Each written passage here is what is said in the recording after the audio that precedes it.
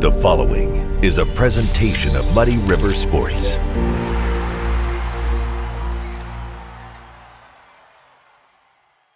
Well, the band's back together after I don't know what to call this summer. I've been itching to get back to doing something. You've been on the road a lot. It's time to get back to work, isn't it, Chris? It really is, and I missed you, by the way. I made this point to my wife the other day, saying, we just haven't had any witty repartee. No. Fortunately, I watched you and Ben Marth go back and forth, so I get kind of some sort of quasi-Schuck buzz from that. But I was driving back in the middle of nowhere from California. I'm like, I need to see Schuck. Yeah. We need to start doing this We again. do. So we are back doing this. This is Schuck on a Truck. I'm Muddy River Sports editor Matt Schuckman. This is KHQA sports czar Chris Duerr, and yes, we are back. We are back, and the season is back, which makes this beautiful. No question about it. It's time. I was sitting there the other night. I took Buster outside, and it was cool. There was a cool breeze. It wasn't one of those really hot days. We're sitting out there. Stars are in the sky, and there's a cool breeze, and it felt like a fall Friday night. And I went, I'm ready for this. I need this. I don't think people realize and I love every sport that we cover. Truly, I do. Yep. But the natural cadence and build of football to Friday nights to Saturday afternoon is just different. It gets the anticipation different. And when you've sat around for 3 months in summer kind of trying to find things to fill with and kind of work around the niches and crannies and nooks of things that go on in tri-state sports, when you have that schedule back in front of you, life gets good again. It does, and face it, football has, and you said it right, a cadence. There's a natural game week buildup. No other sport has it. No other sport has that rhythm to a season because you play at different times. You have different amount of days of practice between games. That doesn't mean any of the sports are less exciting or anything. It's just different. And the fandom is different. The Friday night is different for whatever sport. Football's just different. Every community has its own organic thing as well. And because you and I sample all of them, it's like eating at a different great restaurant every night. And that's kind of the fun of Fridays as well. It's not just the games themselves, because we see some dog baby games, obviously. True. But to be in those communities and just see how they embrace what they do differently, whether it's the Harleys in Mount Sterling, whether it's, the band at Quincy High School, whether it's, the lights going on at Quincy Notre Dame, everything is different and awesome and its own unique thing. And I'm ready for it. Yeah, absolutely. I'm absolutely ready for it. Before we jump into that, did you enjoy your trip to California? I certainly did. And, obviously getting a chance to watch Keegan Murray score 41 points in person against the Miami Heat in Summer League was great. Yes. The best part, though, and the hero of my summer, and obviously I don't get to see my parents much, so that was great, but my brother Mark. Yes. My brother Mark, now fire chief, pretty impressive, at South Placer.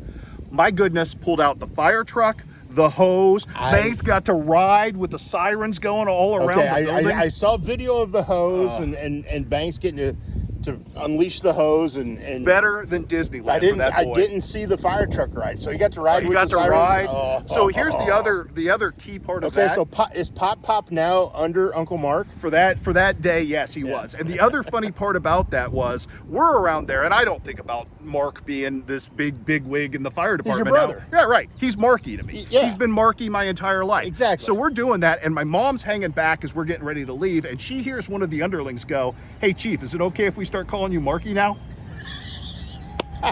So at least we left that at South Placer for the good folks. Fantastic. Fire Chief Duerr is now Marky. I went through a similar thing. My brother, when he lived in New Jersey, my brother Steve, got to appear on Martha Stewart's Christmas special because he was a horticulturist and a botanist, and he ran this big garden out in New Jersey. How cool is that? Van Vleck Gardens. It was this major thing, and so he's on the show with Martha Stewart, and I'm going, hey, that's Stevie. That's just my brother. Doesn't matter how big you get, to somebody you're always Marky or Stevie. That's right. So, and to us, we're just a couple of nomads traveling around the tri-states. Looking for sports. That's right. And we will be here, there, and everywhere. Your Barnstorm tour begins this week. Yes. My travels begin as well. We've both been on the road some already. Which brings up a point, because I know you went up to West Hancock. Yeah. and got the flavor of that. Does that feel like a very changed environment to you? No question about it. Very much so. And I think Coy Dorothy's going to do a great job there. Give him time. You don't turn things around overnight, especially at the high school level. But the energy was different. The chatter from the players was different. Just kind of listening to the older guys help the younger guys. And grit, it's camp. It's not as serious as day-to-day practice. It's still serious, but it's team camp, But the way they helped each other, the way they were there for each other, told me there's good things ahead for West Hancock. That's a sales job because you have to get guys back out and interested after a couple of years. Yep. And I know because you had a chance to sit down with Mark Grounds, with Derek Leonard, and that other guy from Winchester. I can't even remember. Yeah, that dude, whoever he was. But you got a chance to sit around and soak in the incredible offensive knowledge those guys have, right? Yes. And that's kind of the same way that Chris Douglas was over the years when he was at McMurray. And getting to see now his disciple, Coy Dorothy, do the same thing for me at West Hancock, it's kind of a neat parallel just to watch. Well, and here's a guy who grew up in the area. Yes. He's now at his alma mater. Went on and had a great career at McMurray. He did. So to see him giving back to his community is something special. I know those stories you can find them pretty much everywhere, but it matters to come back to your community and give back because people know you did it. People he had success as a West Hancock quarterback. He had success as a McMurray quarterback. Those kids can look at him and go, he knows what he's talking about immediately. And then when you see the energy and the guys around him with their energy, it's, again, different vibe completely at West Hancock. And we got to do that before August the 7th. How much fun was that just to kind of get that was neat. Taste back in the mouth? Now, one thing I know, we're going to be producing a football preview section. Okay. It'll be a PDF form on our website, previews of every team in our area, photos, schedules, tidbits, the whole bit. Yes, and we will have stories on our website throughout those couple weeks leading up to while we're doing production of that. But with that in mind, we're adding a little bit to it this year. And one of the teams we're adding to that area is South Shelby. Awesome. That's awesome. So the fun part was I let Adam Gunnerman, the head coach there, Pleasant Hill native, who, you and I have been around for a long time, let him know, hey, we're including you guys in everything this year. Can we connect and stuff? He sends me a picture of his players. He turned around because they were during camp when I didn't know they were in the middle of camp when I sent him the message. Turns around and sends me a picture of his players all cheering. And I'm like, okay, good. So the enthusiasm for sports in this area, for coverage of sports, for these kids to be a part of it is really high. And that's what I'm looking forward to. Because I know when we go places, those kids are excited to talk about their teams, to talk about their teammates, to talk about the upcoming season. You have a long history, even before you were covering back here, a long history with South Shelby sports, dating back to the fact that your favorite Mizzou player of all time, the pride of Clarence, Missouri, the Rhino himself, Ron James. Yes. So I think that's always been a really organic fit, and I think you've picked a fantastic year, not just with football, but obviously with girls basketball, with what it's going to be. I mean, I think this is a really good spot because I think South Shelby. And look, I have this theory about football this year, Matt, that we have 4 teams in the area who are probably, and I'm not saying they will, but 4 teams in this area that might have a chance, if everything falls right, to win a state championship or at least play in that type thing. They're in the conversation. Okay. And then you have a team like South Shelby, and then you have maybe 2 or 3 other teams like that, and everybody else is a sleeper this year. I would agree. And so I think this is a good year when you're trying to build drama, because we're going to talk a lot about Quincy High, Hannibal, obviously, Camp Point Central, and I'm going to talk a ton about Bowling Green. Right. Those are the 4 that really stand out above everybody. Yes. But the Monroe Cities and the South Shelbys, those are the teams that are going to kind of flavor our season. They will. And I think I'm anxious to see what a Brown County does. You know, they were young at times last year, but they leaned heavily on a Colby Wharton and some of those guys. Angel Duarte's back at quarterback. So will they be a 5-4 team, or could they be a team that bumps up in the WIVC and it is more of an impact? What about Unity? Yeah, that's another one that I have on my radar, but have no idea what to expect. You got some interesting players up front, and with a Bryson Mugie and some other guys around him. You got a Cody Schaefer. You've got who can do a lot of different things for your offense. So who fits where in the puzzle? How does that puzzle come together? Again, don't overlook them by any means. But you bring up the 4 quote-unquote teams that we look at and go, they could be our last team standing. Right. Okay? I'm going to start with Quincy High School. Okay. Is this the year Quincy High School goes 9-0? I think in it the is. regular season. I think it is. And here's my take on this. We're going to talk a ton about their offense. Yeah. And I think, yes. I thought about this the other day because I was coming back from the 7-on-7 state championship they won. And obviously that's dazzling. It's not real football, but it was dazzling to watch. And I started thinking about the parallels between Braden Little and James Vandenberg. Two guys from cities who nobody ever thought were going to be able to take their team to the next level. Right. And both of them are incredibly cerebral, relentless workers who were undercut by people who didn't think they were this. James Vandenberg was too skinny, Braden's too short, supposedly, and they got a lot to prove. And when guys like that have, and I point out that both of them, one of them now and one of them in the past, both had really good running backs with the surname Rice at the same time. So the parallels are kind of there. They are. But these are two really interesting driving forces. And the other thing that stuck out offensively was both had generational sets of wide receivers, which I don't think it's said enough about how good Quincy High's receiving core is. I would agree with that. Caden Johannesson would be a number one receiver. He would be the Cameron Wiseman in any other school here. And he's a guy who probably doesn't get enough credit at Quincy High. I would agree with that. And then you look at that and then you throw in a healthy Aiden Byquist, who changes everything for them. Whether it's as a running back, as a wide receiver, he's just multidimensional. Jack Medemeyer was awesome. Does nothing but catch touchdown passes. And then Tykel Hammers, who was their best receiver at times last year. And we haven't even mentioned Duerr Rice out of the backfield. Who is, and I know we get, because we've got Aeneas Williams, because we've got Blaine Bryant, to some degree Kendall Hammond, we get kind of blasé about running backs. And we get blasé about Quincy High running backs because we remember the really good ones. When it's all done, Duerr Rice is going to be in that conversation. Oh, I think so too. Yeah. We've seen the Malik Robbins. We've seen Jyrell Brock. We've seen Devin Smith.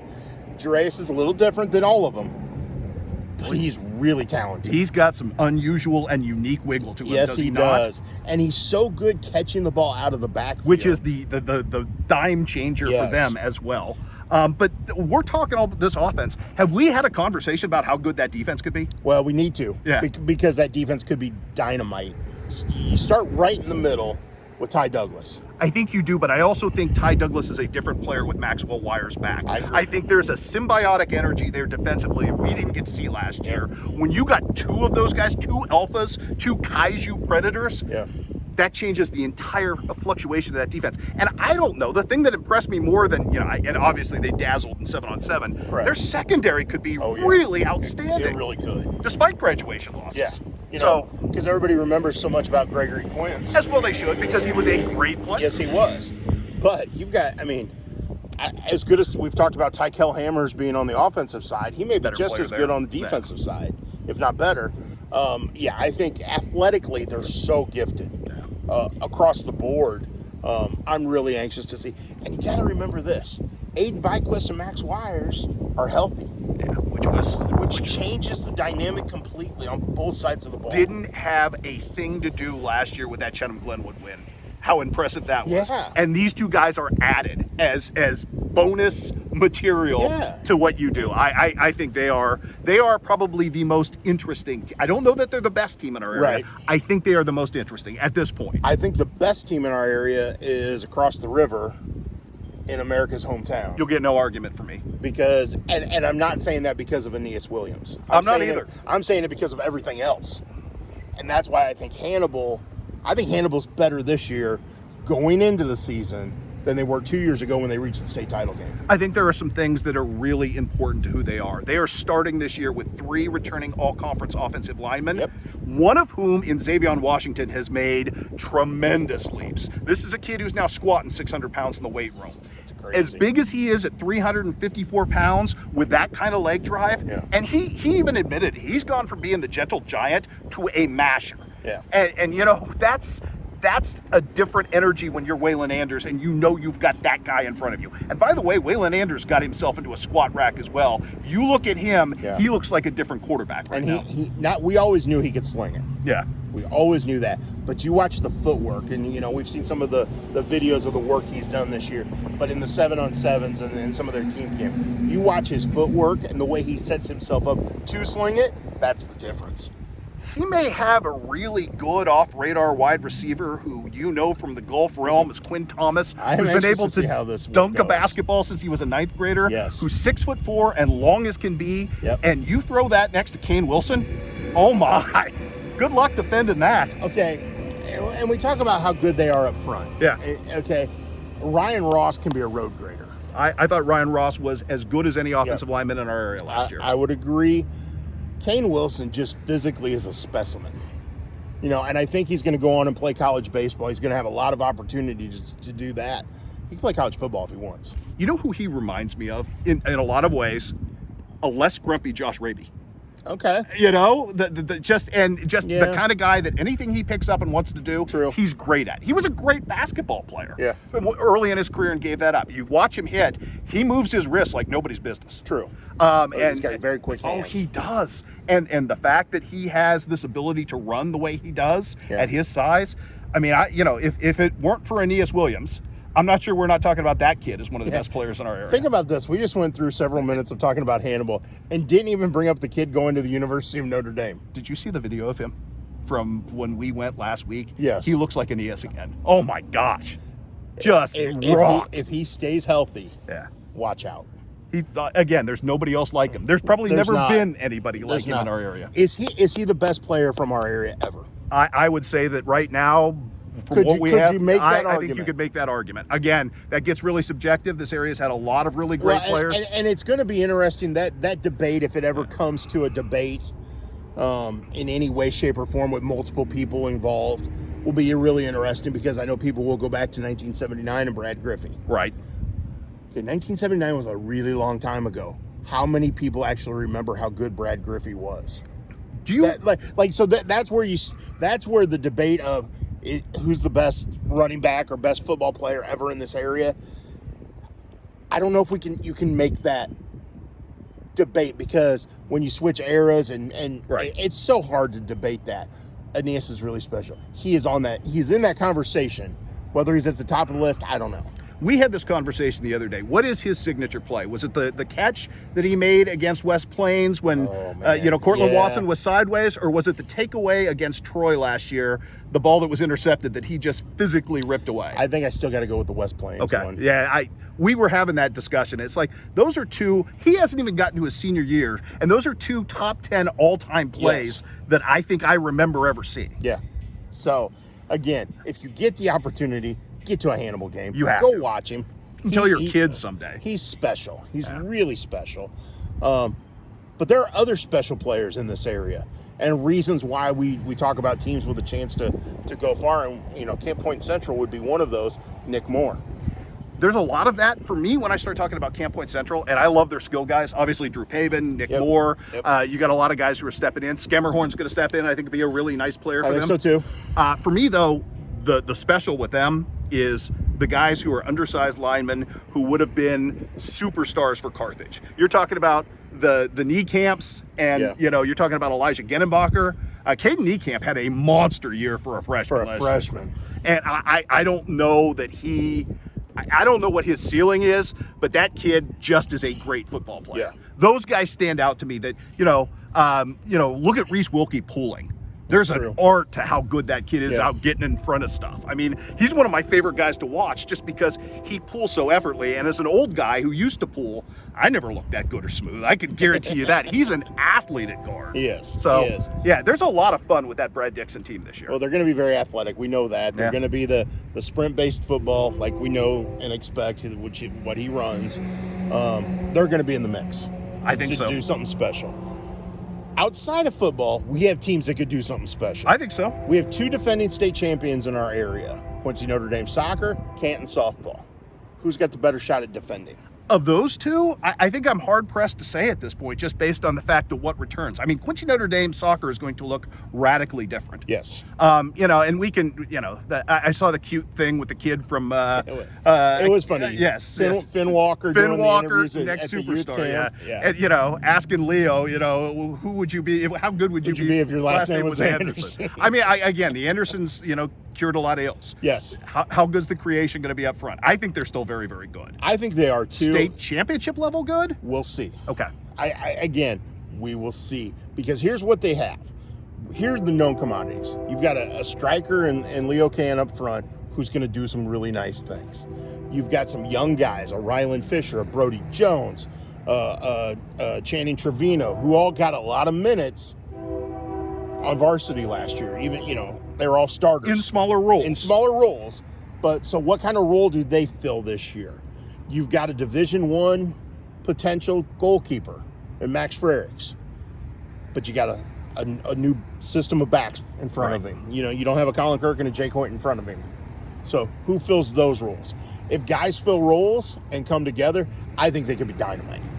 Greg Reese has a very David Kirby-like ability to coax that next level out of people, like a Brody Jones, and you may see significant growth there. Correct. Canton softball, it's going to be a hard road back. They're very talented. Yes. I know Naraya was hurt. She was a big part of who they were and what they do. Yeah. That said, Macy Fisher is just awesome. Yeah. She is an awesome athlete who can do a lot of special things, and she may become that Naraya type. Yep. What do you call that? Catalyst, I guess, for lack of a better word, at the top of the lineup? I think With so. some power? Yeah. Yeah, So, I mean, there are great pieces there, obviously. But that's the thing. They have great pieces, and I think they're going to be a lot of fun to watch. I think you've got a new coach at Palmyra with a lot of with a great resume from the collegiate level.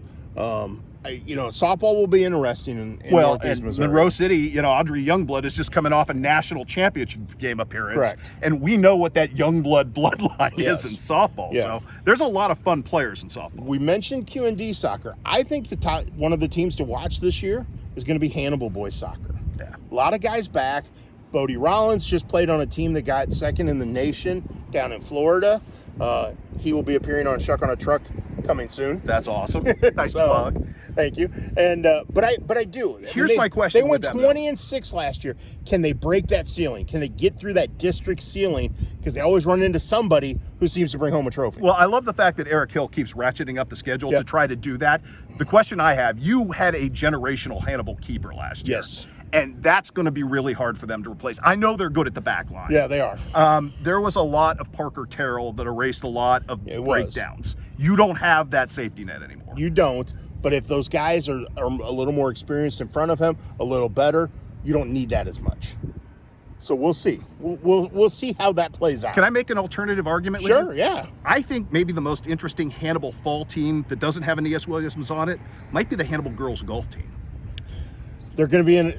Not only did they have success last year, now they have a transfer coming back to Hannibal. Who is a huge splash transfer. Man. Sienna Minor's got game. Yeah, and I went down and saw her at Stan Utley, Right. and she struggled that day. I mean, that's Old Hawthorne, tough layout. Not easy.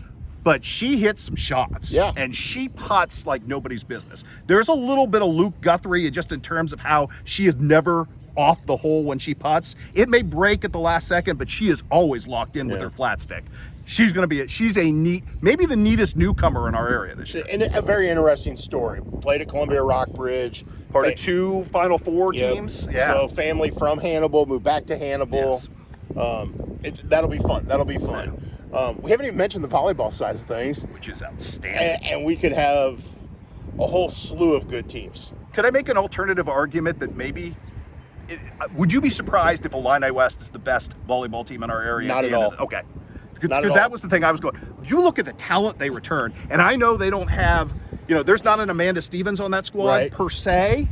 Okay. They don't have the Emma Hoeing person that you go, the first 3 or 4 people you think of in the area, but they are so loaded everywhere. They are. Because, they bring everybody back. They've got everybody back. And Dakota Lafferty is just motivated to get this over the top. The amount of time she spent with Tim Kerr trying to pick his brain to try to figure out how you get to that next level. Okay, this was a woman who was playing sand volleyball, 33 weeks pregnant, and, has a baby, and it's probably back playing volleyball already. The Laffertys are different. Yeah, they are. Those two are just different. But they're fun to be around. They're awesome. And in watching the way she interacted with her players last year, very serious, very motivated, very she coached them. But they loved being around her.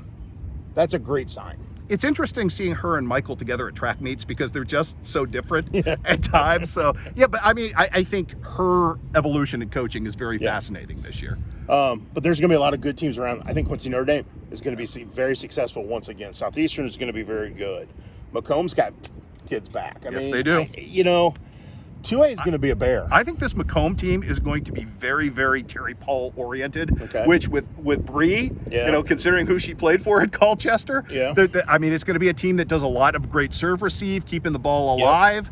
They're not as big, obviously, as they were last season without Kennedy, but they've got a lot of girls that are going to keep the ball up, and they're going to just try to drag you into the ground with possession. What are we missing? Are we forgetting anything? We've talked about a lot of stuff. I'm sure we'll get to a bunch of stuff because I have some very specific questions for you when we start doing the podcast a week from today. Okay. One I want you to start thinking about now. I'm going to give you a list of all the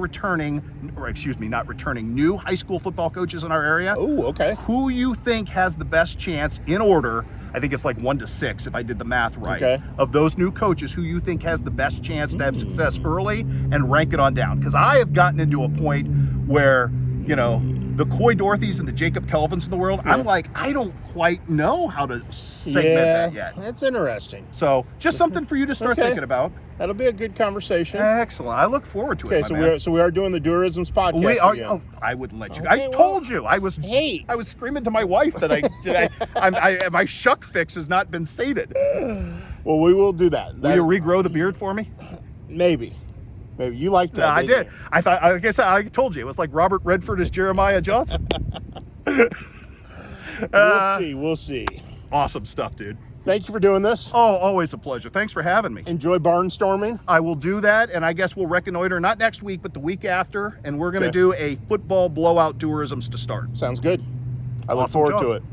Thanks, buddy. Always a pleasure. Sounds good. For Chris Duerr, I'm Matt Schuckman. This has been another episode of Schuck on a Truck. Muddy River Sports. Our home, our sports.